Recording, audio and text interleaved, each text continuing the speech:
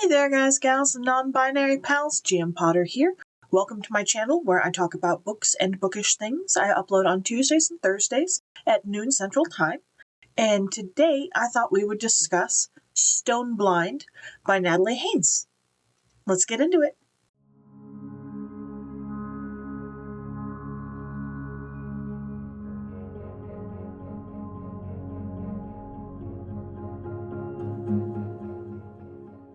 Okay, so coming in hot with the book blurb, fresh take on the story of Medusa, the original monstered woman. They will fear you and flee you and call you a monster.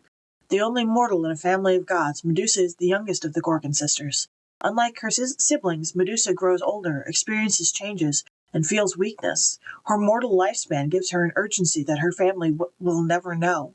When the sea god Poseidon assaults Medusa in Athena's temple, the goddess is enraged. Furious by the violation of her sacred space, Athena takes revenge on the young woman.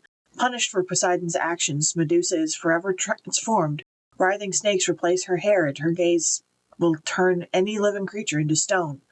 Cursed with the power to destroy all that she loves with one look, Medusa condemns herself to a life of solitude, until Perseus embarks upon a fateful quest to fetch the head of a Gorgon. In Stone Blind, the classicist and comedian Natalie Haynes turns our understanding of this legendary myth on its head, bringing empathy and nuance to one of the earliest stories in which women injured by a powerful man is blamed, punished, and monstered for the assault. Delving into the origins of the mythic tale, Haynes revitalizes and reconstructs Medusa's story with her passion and fierce wit, offering a timely retelling of this classic myth that speaks to us today. I'm going to say this, I hate the Medusa myth. I absolutely despise this particular story in Greek myth above all others because there's a quote I keep seeing, and I can't remember who originally said it, and I can't find the original speaker to the quote, but for her beauty she was and for her ugliness she was killed. Like that's her story. While the author in this does humanize Medusa in a way that I don't think we've really seen before, showing her as an infant and being taken care of by the other two Gorgons. And this book is just heartbreak after heartbreak after heartbreak. There is no other way to say this. It's just heartbreaking in every bit, because she's not like her sisters at the beginning before she's cursed. And she comes from the ocean, and the ocean is her safe space. And that's taken away from her. And her sisters build up a seawall to protect her. But at the same time, now she can never look at them because she's not sure if they're immortal. But will she curse them to stone? She's not willing to test it. Look it in the eye, and it turns to stone. And it's heartbreaking in a way that I don't think I've seen this story portrayed as before. It is told first person, kind of a stream of consciousness, from multiple characters. It paints the mortals as a victim of circumstance, which I think is pretty on point with the Greek myths.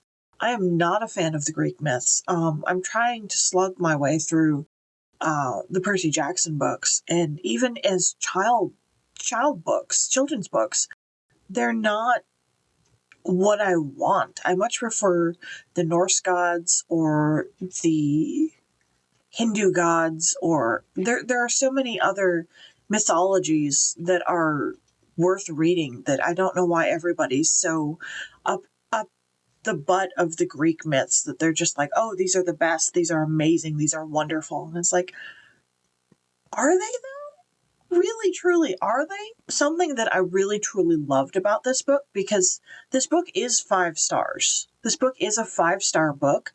You can hate the story and still love the storytelling and the characterization and the way the plot moves, and still hate the story. Like, this is one I will never read again. I really loved how the gods, since they're eternal, they have no concept of time, are both eternal and wise, and at the same time young and self-centered and childish. They're not just capricious, they're childish.